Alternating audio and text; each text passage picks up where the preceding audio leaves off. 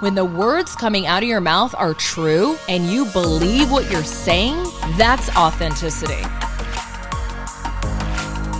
Hey, thanks for tuning into my show. I'm the co-owner of Suprahuman, and we're all about helping you become your best self. We've helped thousands of people physically transform. If you want to take the mystery of how to achieve your best body, get a meal plan completely customized to your needs for free. Go to superhumandiet.com, that's SUPRA humandiet.com, and we'll deliver the plan directly to your inbox. Today I want to talk about the dichotomies in our lives. So this episode is titled, This or That, Why Not And? It may not be exactly titled that, but this is what we're going to discuss, and I'm going to explain. But first, let's actually dissect what the word dichotomy means. So we're going to just go straight to the dictionary, which I love to do. Dichotomy is a noun, and it means a division or contrast between two things that are or are represented as being opposed or entirely different. Similar words include division, separation, divorce, split, gulf, chasm, difference. Imagine feeling a dichotomy within yourself. Imagine feeling division, separation, a split. So many of us actually feel that way. And when you feel that way, you have a lot more anxiety. There's a rigidness when it comes to dichotomies. So I'm going to share a story, a personal story. In fact, it was in 2022 that I faced a dichotomy I think a lot of women face when they become moms.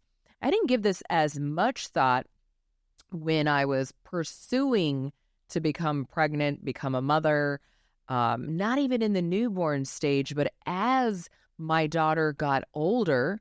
She's now 5 years old. She's in pre-K, about to graduate this week. Super excited for her, making a big deal. I'm like, you're going to graduate from pre-K, then you're going to be a big girl and you're going to go to kindergarten. And so as she's gotten older and she's now able to communicate with me, I'm like, whoa, this dichotomy hit me it differently than when it did when I was first pregnant and she was newborn, because their needs change. Your children's needs change as they get older. And so I think a lot of moms face this dichotomy or this division within themselves. And that is, can I work? Can I pursue a career? Can I build a business and be a great mother at the same time? And so oftentimes we are not using the word and in there like I just did. The reality is most of us are saying to ourselves, I can't be a great mother if I'm working. I can't be a great mother if I'm pursuing a career. I can't be a great mother if I'm building a business. Does that sound familiar to you? And when you're saying those things to yourself, like I was, especially in 2022, and this started actually back in 21 when I was a corporate executive, and I realized just how busy I was becoming as I was pursuing the winning at career and business. I'm like, whoa, something feels really off balance here. I'm scared. I'm worried. I'm concerned that all this working, all this pursuit of my personal goals are going to get in the way of motherhood. And now all of a sudden I'm going to be a bad mom. And what is this going to mean 5, 10 years down the line? And so I got stuck in that cycle of thinking, and it created a lot of turmoil and anxiety for me. And so if those are things that you believe right now, then you need to list out the reason as to why you think that is. So let me explain. Literally, you want to journal it. And the more you write things out, the more that you can resolve them. Let me repeat that. The more you write it out, the more you can resolve it. If you stay stuck up in your head, you're going to end up ruminating and waking up in the middle of the night and just thinking. So if that's what's happening to you, chances are you are not writing it to resolve it. When you write it, you can look at your challenge differently. You can become even more consciously aware of the belief or the ruminations or the thoughts that are getting in the way or causing you distress or division or dichotomies. And you can actually begin to tackle the challenge, because you've got it on paper, a lot differently than you can tackle it when you're up in your head, right? Makes sense. So literally journal it, because what you're doing is you're taking yourself through the process, a process of challenging a belief system. So if you're faced with a decision of this or that, and or is the key word, this or that. If you're faced with a decision where you're saying, do I go for this or that? Do I become a mom or pursue my career? Do I just insert the different scenarios as I'm talking about this, where the word or, which is the dichotomy, comes up in your life? The or represents the division. The or represents the separation. The or represents an incongruency, a misalignment that you have to resolve so you can remove the division and the worry and the anxiety in your life. And so when you are divided, you worry more. You have a lot more fear.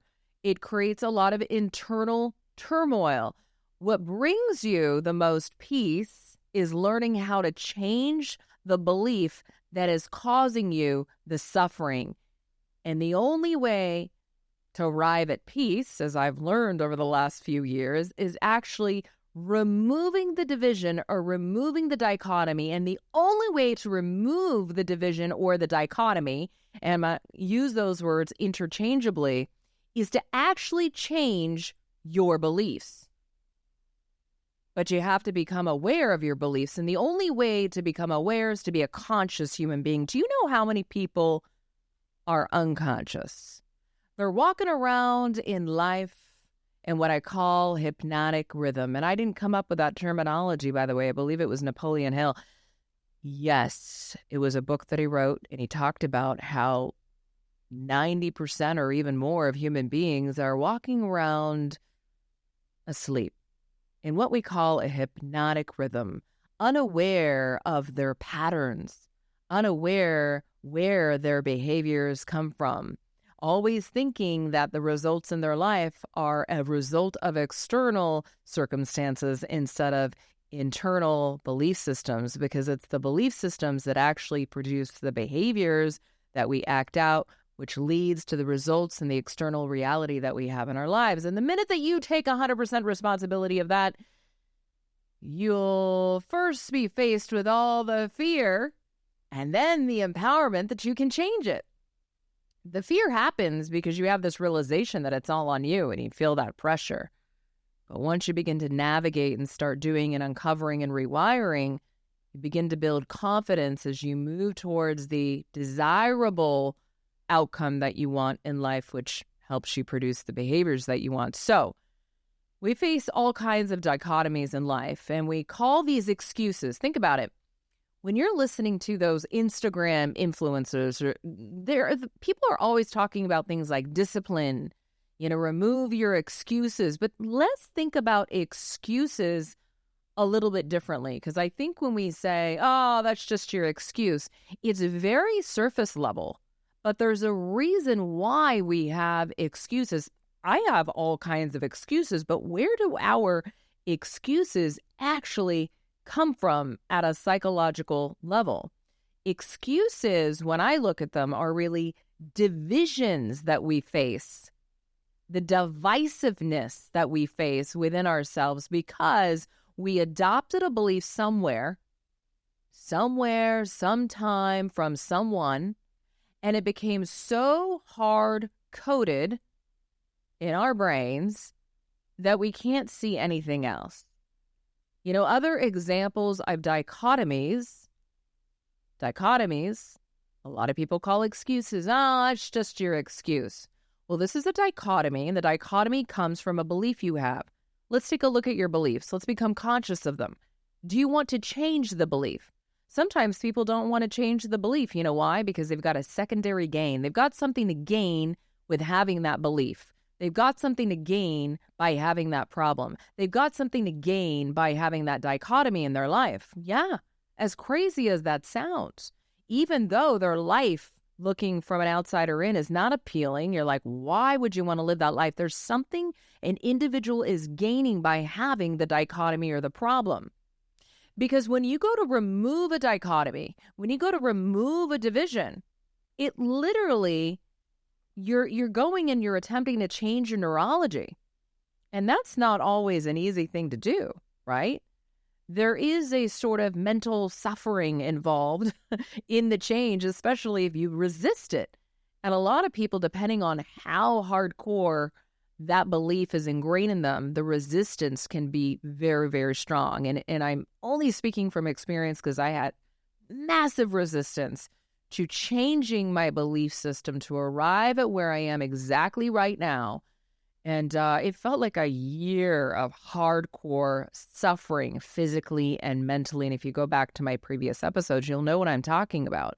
So other examples of dichotomies are things like, if I lose weight, it will mean this. So maybe you're choosing like, you know what, I've got to pursue my business. I don't have time to get in shape or put my health first because of that. That's an or situation. That's a dichotomy. If I lose weight, and oftentimes dichotomies, when we dig deeper into them, they're really rooted in this right here. If I lose weight, it will mean this. And it's the this, what comes after this part of the sentence, that actually scares people, because that's where the change in your life begins. And people are afraid of change because change is the unknown. If I make more money, it will mean this, A, B, C, D, E, F, G, whatever you want to fill out right there. If I pursue a career or build a business, it will mean this. Or you can just interchange the word this with that and say, if I pursue a career, if I build a business, it will mean that. And this and that, where do we get our ideas when it comes to this or that? So the exercise here is writing down, if I build a business, it will mean the following things for my life. And those answers are actually your beliefs. Are you following me here? So I'm just going to repeat it so it really sinks in. When you're looking and exploring what divisions and what dichotomies do I have in my life that are actually stopping me from achieving the things that I say that I want. Like all of us say consciously, we all say we want certain things. Why aren't we achieving them? Myself included. What is the dichotomy, which is based on a belief that we have that we may be unaware of? What is the dichotomy that we need to explore in order to change it? So what I want you to write down is everything that you want. Everything that you want. Maybe not everything, fine. Like 3 things. I want to build a business. I want to get in shape. I want to find the love of my life. I want to have a more loving relationship with my husband. I'm just giving you examples right now. What do you want? I want to be a more present mother. I want to have more time. If I get in shape, the next step is, so you identify what you want. The next step is, if I get this thing that I want, it will mean what? First thing that comes to your mind. If I get to this thing that I want, what will it mean? And I want to see, are there negative associations that come up with that want? Or are there negative associations coming up with that want? Because I was just talking the other day with our head of human performance at Superhuman, and I literally had this conversation with him. I said, Ben, I don't know what my problem is. I want to be elite. I want to become elite in my body. It's something that I want to pursue because I've never reached the elite level when it comes to my physique. And I would like to explore and discover what that looks like, what that feels like, and what that acts like. But I'm not sure where the resistance is because I am healthy. I'm very aware that I am healthy. I look great. And he's like, that's exactly it. You're comfortable. Now, he asked me, what does it mean? If I become elite, it will mean what? And I started listing all these things that I would have to do in order to be elite in my physique. And he's like, oh, there it is. Everything you listed has a negative association. Even your facial expression and your tone around it is like, well, if I want to be elite, it's going to mean I have to do this and that and this. And you've got all these negative associations with it. So why would you do it? Light bulb moment. You're right. I need to attach positive associations with, if I become elite, it will mean A, B, C, D, E, F. Why do I have these negative associations with it? So physical fitness is good for mental fitness. That's why we launched our Daily Trainer app. For less than $1 a day, you get a personal trainer in your pocket. For a limited time, go to superhumanapp.com. That's SUPRA humanapp.com and use my code FREE at checkout to try your first week at no charge. If you do this exercise like I have many times, again, I want you to take the want and then I want you to attach, if I do the want in my life, it will mean the following things. And whatever flows to your mind, you'll understand if you have negative associations or positive associations, and those answers are actually rooted in your belief system. So you'll begin to discover and become consciously aware. And by the way, writing this down is the way that you become consciously aware of your patterns. It's the way that you become consciously aware of your beliefs. Now, some of us become consciously aware in thought, but if you want to take your life to the next level, then let's take that conscious awareness onto paper and actually begin to do some work here. So now that you understand what your beliefs are, you can begin to ask yourself the following questions. Number one, where did I learn that? Where did I learn all those negative associations if that's what you have with the want? Are those negative associations or those beliefs or those things useful? And number three, is there a belief that can remove the division and create alignment or congruence instead? Can I replace the negative association with a positive association? And what would that be? I'll literally write that down. And can I remove the limiting belief, what we call a limiting belief, or a belief that is not useful? You can also call it a belief. This belief is no longer useful because this belief is not helping me get what I want in life. So therefore, it is literally not useful and I need to change it, right? So can I remove it and replace it with a better belief that it's going to, a belief that'll actually open up the doorway to more possibilities and create alignment and congruence within myself. So I no longer have the dichotomy. I no longer have the division within myself. So for example, I used to think building and owning a business would make me a bad mom. So I did this exercise and I discovered I was using past examples, past data of people in my life or examples, and people could be, it could be your own mom, it could be a parent, it could be a teacher, it could be someone you really admire or had great influence in your life as you were growing up, or it could be something that you've seen in media. It's something that we're taught. Think about it, right? Think about all the media consumption that you're doing and everything that you're exposed to. Those also build your belief system. So I became conscious, like I was using past examples of people who worked or currently work, build businesses, and associated that with my result. And I was actually looking at a lot of male figures in my life too. I was like, all these male entrepreneurs I meet, they're always gone. They're always at these masterminds. They're always traveling. There's always leaving. And so I started to associate that with building a business. But who says you have to travel and be gone all the time to build a successful business? You don't. That's just a belief. And that belief came as a result of the experiences I was putting myself through and seeing the examples. But nobody said I had to adopt that type of doing or business doing. I could create my own system of doing things. I said to myself, if I build a business, it means, quote, I won't get to spend enough time with my kid, because this is actually what I was seeing.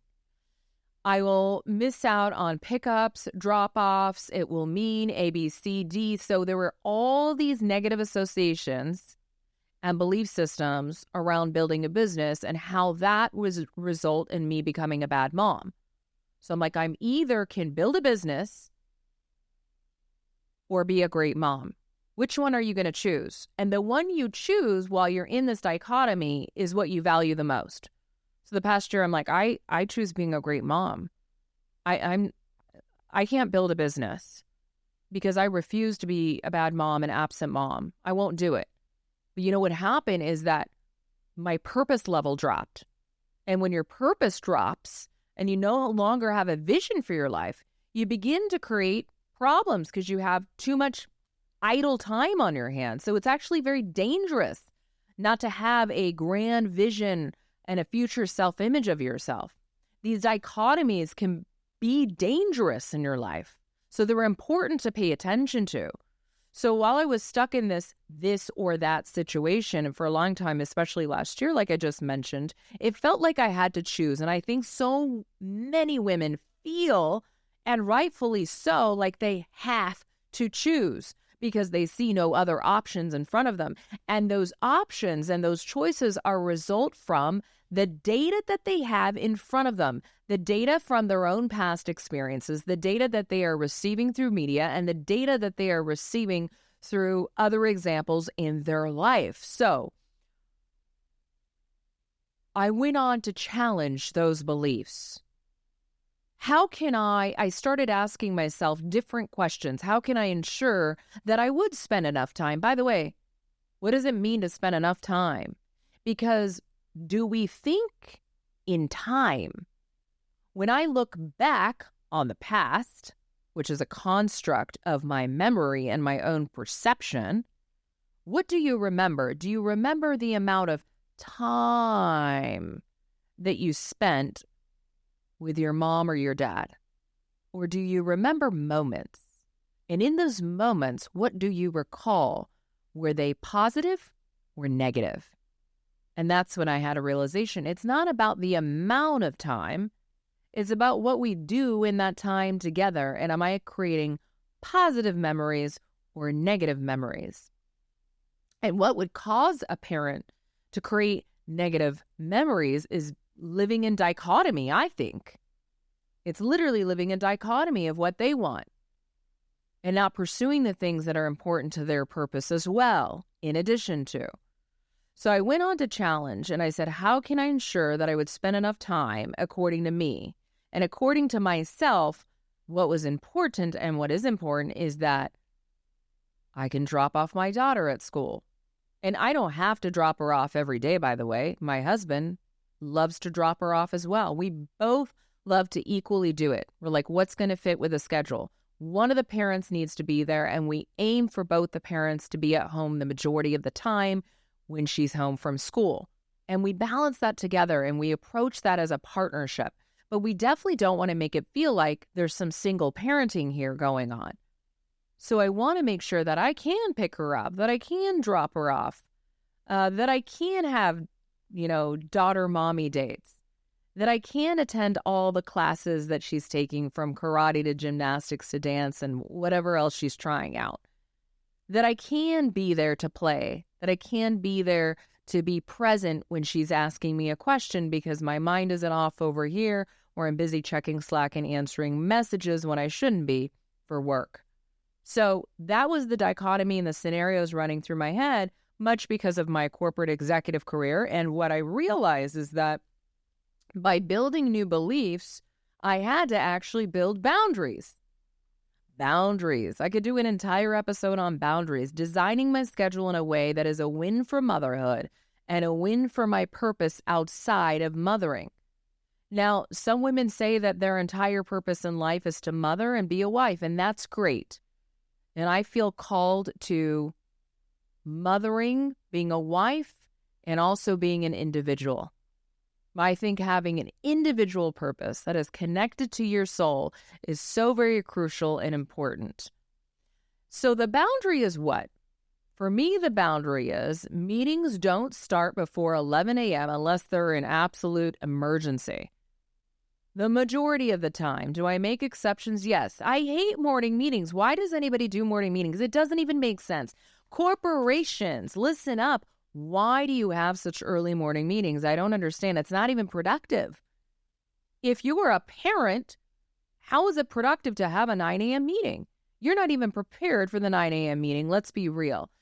People show up a lot more prepared when they have woken up, done their exercise, done their morning routines, gotten their kids off to school, getting to the office, getting some time to look at things, take a breather, prepare, and boom, run into some meetings and be a lot more effective. By the way, I don't believe in having meetings every day either. Maybe I'm weird like that. If you're having meetings every day, something ain't right in the organization. So for me, meetings, unless they don't have to, they don't start before 11 a.m. If I travel or we travel for work, grandma and grandpa come. And for me, that's important. That makes me feel good now. Why? Because I changed the story around that. The story used to be, oh no, we're asking grandma and grandpa to watch her again. That makes me a bad mom. I'm not spending time. Is that belief useful? No, because it's creating mom guilt. Okay, what's a more useful belief? Here's a more useful belief. This is what I replaced it with. You know what? My daughter gets to have the opportunity, and how lucky for her, to build a deep relationship with her grandma and grandpa. And now she gets to have more people beyond her mother and father who are there for her and love her and are her core and her foundation, that she also, and it's not an or, it's an and she also gets the love of grandma and grandpa, which is a different kind of love from the mother and the father, which is a different kind of experience, and that has its value in a child's life. And so they also get the opportunity to shape her as a human being. At the end of the day, you as a parent needs to realize that you are not the only one shaping your child. Your teachers are shaping them. Grandparents are shaping them. Friends and strangers and the internet. We're all raising these children together. And so what? A positive thing to be able to leave her with capable and loving grandparents and for her to get that experience and fun memories too. And so I changed the belief. So now when I leave, I say, oh, she gets to be loved by grandma and grandpa, and she gets to have cool experiences with them that she wouldn't have with me. And how lucky for her that she gets like 4x the amount of love, and she gets to learn different things and different lessons from them than I could teach her. So I'm like, I love it. It's a win-win. It's fabulous. I feel so much better about that belief. Isn't that more useful? Yes. So what I essentially did is I uncovered the belief that was causing the turmoil, challenged the belief, and asked myself, what would I like instead? And then I built new boundaries too. You see, work will only get in the way if you allow it to. Career, business will only get in the way if that's what you value first over other things. So it is very possible to have this and that. I can be a great mother and build a business. The key is not to operate in extremes. Be the tortoise instead of the hare. And here's the story of the tortoise and the hare. It tells the story of a race between a tortoise, and the tortoise, as you know, is the creature that moves very slowly, and a hare is a creature that runs very fast. The hare is very confident of winning, so it stops during the race. It's so confident that it stops during the race, and what does the hare do? Falls asleep. The tortoise, though, continues to move very slowly, but without stopping, and guess what? Finally wins the race. So who wins in that famous story? The tortoise wins, the slow mover. So to me, when I look at that story, I think about it differently today than maybe, 5-10 years ago in terms of the meaning. I say, to me, the hare is the hustler. The hare is the hustler, moves fast and furiously, but then ends up hitting a brick wall and then needs a nap and needs a hardcore nap because the hare is so burnt out from moving so fast and trying to win the race. The hare, I believe, operates in the mentality of this or that. It's either I win or I lose. I'm going to win and that's it. There's nothing outside of that for the hare. The tortoise operates in the this and that mentality. And in order to have this and that, the tortoise is, I think, more methodical, moves a lot slower, but never burns out and never quits. A lot of the this or that mentality comes from our lack of patience and our need to have what we want right now. I want it now. Now. We live in a society of now. And from our beliefs, too. So this or that is a mentality. It's a mentality of I want it now. It's a little bit of entitlement in a way. But a lot of it is centered around our beliefs, and the only way to resolve the dichotomy in those beliefs is to slow down enough, like the tortoise, to ask yourself, what's the belief? Is the belief useful? What do I want my belief to be instead? What am I willing to do in terms of action to adopt this new belief?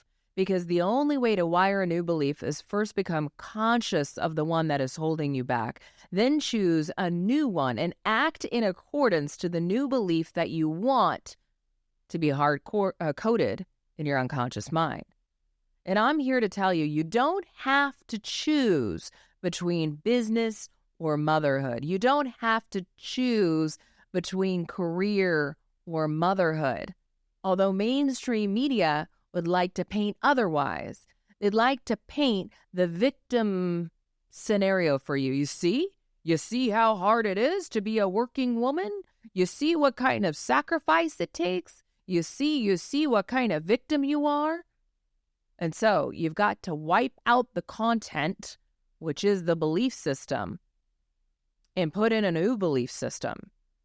You don't have to choose your career over health, which is what I see so many women do, by the way. I've done it myself. You don't have to choose. Both can be priorities in different ways. Both have a time and place during the days of your life. Be the tortoise, not the hare. What are you in such a rush for? Why do you need to win that thing now? Why not both? The tortoise ends up winning the race. When you operate in the this or that mentality, you're ultimately out of alignment with what you truly want. So if this has been you so far, I want you to give yourself permission to become someone who believes that they can have this and that. Thanks for listening, as always. If you love the EP, leave me a 5-star or whatever star you want. Leave me a review. I'd really appreciate it. And I'd love to hear from you. As always, I am most active on Instagram at Nineveh Madsen.